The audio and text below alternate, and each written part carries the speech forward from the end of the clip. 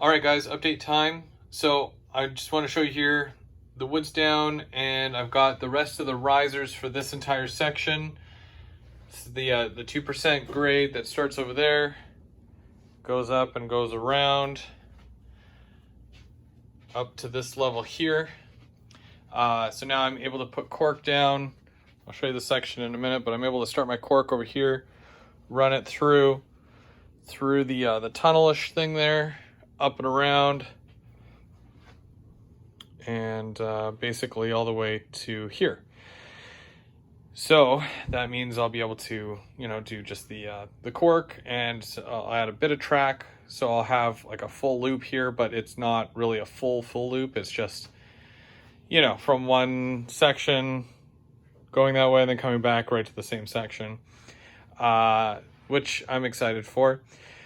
Also, you can see here, I did get some more wood from the hardware store, and I'm setting up my bridge here. I did get these used. I believe I showed these before. And I got the abutments and the piers kind of in place where I want them. I do have to raise up the piers because, as you can see, I don't know if you can tell, but the bridge abutments are a little bit higher. So I got to raise up those piers just a little bit, and then I'll be able to have those in place there and kind of work around the scene a little bit. Also, as you can see here, after a lot of peer pressure from Mark, M&M Rails, I'm going to do a test section for my upper level. So this is my first level. This is going to be my second level. So I managed to find these, which are classy because they're just, plain black, a little shiny, right? But who cares? It's 12 inches by 10 inches. So I do 10 inches going down and 12 inches coming out. And basically what I did here, I obviously attached it to a 2x4. This one comes out about 17 inches. And then I also added a screw going right through just to hold it to the 2x4 as well. So it's being held to the back and to the top as well. Same thing with this one here. I think this one comes out about 15 or something. No, 18 inches. I can't remember now. But yeah, that's strong. That ain't going nowhere. I don't like that it tilts up a bit, so I might have to push down a little bit just to kind of get her level, so it's at a 45. Other than that, she's good to go. And what I'm going to do, I'm going to make a module, and this was 54 inches long, which basically goes from there to there, and this will cover just a square, or rectangle I should say, a rectangular section. I'll secure it to the back, and I'll secure it to the 2x4s that are sticking outward as well, which should give it enough support to kind of, hang out and be able to support the weight of whatever industry or trains that I'll have on there.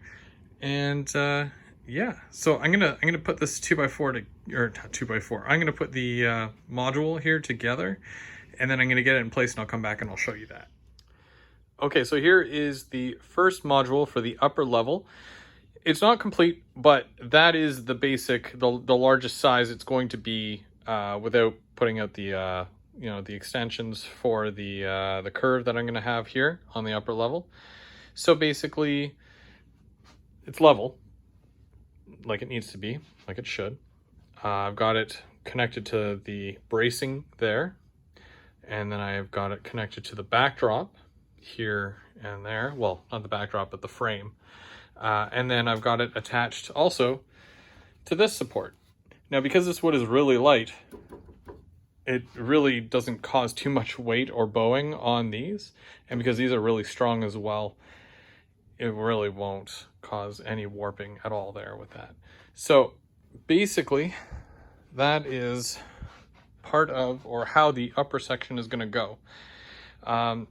Again, I know it sticks out a little far, and because there's not much room between the upper and the lower, that doesn't really bother me because the train's out here anyways. And when I'm working switches and whatnot, I can pull up a seat, and I'm like right at this level here. So I'll be able to work the bottom here if I need to. I can also reach to the back, which is definitely excellent because, you know, I wouldn't be able to otherwise if I couldn't. And oh yeah, I put my Canadian Tire distribution center here, which I haven't mentioned yet. But yeah, so things are changing all the time. Basically, yeah, I'm going to have, you know, my trucks come in here and whatnot. I'm going to have a couple of ports here for box cars and whatnot. Maybe I'll get some intermodal going on there because I do have Canadian Tire shipping containers, so why not? So we'll be able to do that. And then it's going to come out this way, and the track splits right here, and then it's going to go, there's going to be another number 7 like there or something. It's probably going to be a little bit farther back, so that if you're working this here, you can be working on that line, but this will be the main, so you can just go this way instead if you're coming along here. But you can always come in and back in and whatnot. So that'll be fun, and it's going to come around this way. So that is the first section. I just wanted to show you guys a little bit of an update on it, just to, you know, kind of let you know what I'm working on, what I'm thinking about. But let's keep going because there's still lots more to go. Okay, so keeping to the same theme, working on the upper level, so level 2 here. You know, I obviously got that one in. I did get a second smaller module in just to kind of fill the gap here for the rest of the peninsula. Yeah, it looks good. And I also did this one in here to kind of lock everything in place. Put a 2-foot 2x4 sticking out there. The L brackets are super strong. They work really well. And then also I brace it back here, over there, in here to this, which spans, you know, this module to over there, which I'm going to have a module on that side. It holds itself up really well, and I'm really happy about it. And also, you know, it does what it needs to, right? Like, it's just trains running through here. It might have a building or whatever, I don't know. But yeah, it obviously it's gonna hold it up. I'm also happy with the height. Do I wish I had more space? Meh. It's gonna look very boxed in. And obviously with the black, like I'm gonna do a black fascia along here, a thin one, it's not gonna be too big, and then black fascia here. So it's gonna look very framed, which I'm pretty stoked about because I really like the look of those, where it looks like it's you're looking at a framed picture almost. So when I do my scenery, it has to be picturesque. So I have to do a really good job on that in order for it to kind of complete the picture, if you will, you know. So looking forward to doing that. Looking forward to running trains again too. So hopefully soon. But until then, I've got some more bench work that I need to do. Cork is on its way. I found all my extra track here from the last layout. Stuff that hasn't even been used yet. Also some switches. So you can kind of see I'm, you know, kind of seeing what I'm doing here as far as the track work and all that. I got my bridges set up, so that's kind of neat. But this is what I've got so far, and I'm pretty happy. I'm going to go around to the other side. I'm going to show you, because basically I got to do the same thing on this side with the 2 modules, right? And I'm going to have a little L brace there and an L brace there, and then back here I have to do a tiny module which kind of spans from there to here, right down to the wall here. It gets held up by there, and even this guy here. So that'll basically frame that, and then I can do the second level here, and yeah, we'll get there. We'll get there eventually. I'm gonna leave like the topmost level, which is level 3 up there. We're gonna leave that for much later. I gotta get some cork down and some track down and possibly some wiring like this month. Even if it's just from literally here all the way around to here. Just something so I can run a train. You know, get some testing in there, see if that works before I get too far ahead. And keep plugging away. Really happy about it, and it's a lot of work. It's honestly like, for the amount that I've done though in the past like month and a half, like all my bench work is done basically, or the base bench work. So now I'm just building up from that.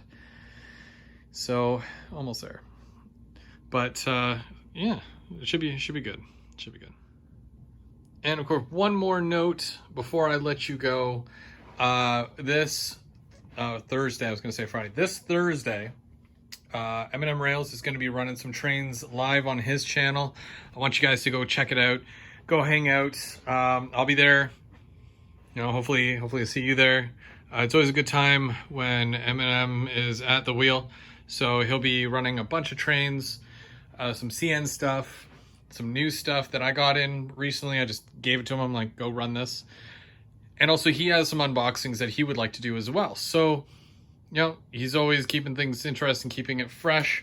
I really enjoy watching his stuff. So hopefully I see you guys there. And then 1 week from Thursday, I'm doing a special live as well. It's going to be a blast from the past episode. And I have a couple of special guests coming by, and we're going to be looking at some really hard to find model trains from the past, obviously. Some very unique models, and I hope you join us for that. That's going to be next Thursday night. Not this Thursday, but next Thursday.